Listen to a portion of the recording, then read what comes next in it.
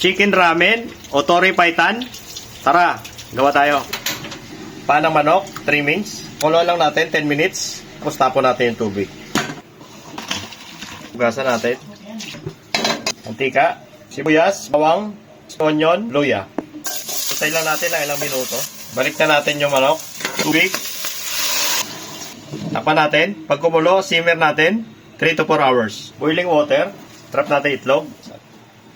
7 minutes. Sa cold water. Set aside. 200 grams all-purpose flour. Sa asin. 90 grams. Tubig. Grams kansoy. Check nyo na lang yung nakaraang video natin kung paano natin ginawa yung kansoy. Wrap natin. Dahan-dahan.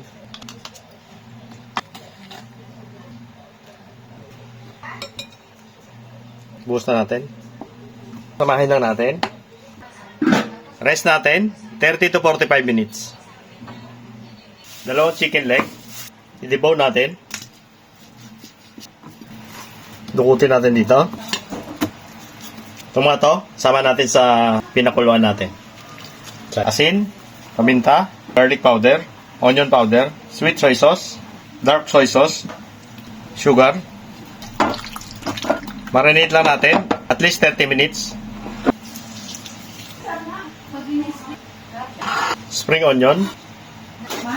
Babad natin sa tubig na may ice. Pagkalipas na 30 minutes, tingnan natin sa gitna. Harina. Gagamit tayo ng pasta maker. Harina. Puno salang. Puin natin. Puin natin gilid.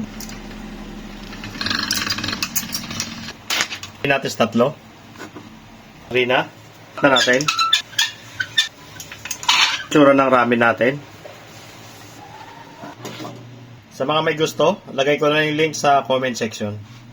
Boiling water, konting asin, 2 to 3 minutes. Ito yung purpose ng kansoy natin. Springy, bouncy texture, medyo law yung kulay niya. Pwede nyo hugasan para hindi siya magdikit-dikit. Tapos i-blanch nyo na lang pag mag-serve na kayo. Oil, 7 to 10 minutes. Tapan natin para mabilis maluto. Bye. Nagawa lang tayo ng sauce. Toyo.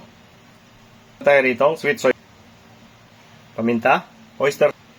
Sukal. Isa may oil. Ito yung asin. Mix natin. Aside. Kalipas na 3 oras, gamitan natin ng hand blender para ma-extract natin yung flavor. Tsaka medyo pumuti yung kulay niya.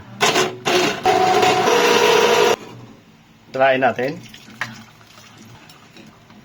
Ano yung broth natin? Plating na tayo. Yan ang sauce. Yan natin yung stock. Noodles. Itlog. Chicken.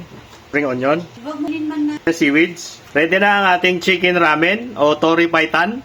Tikiman time. Grabe. Fresh ramen.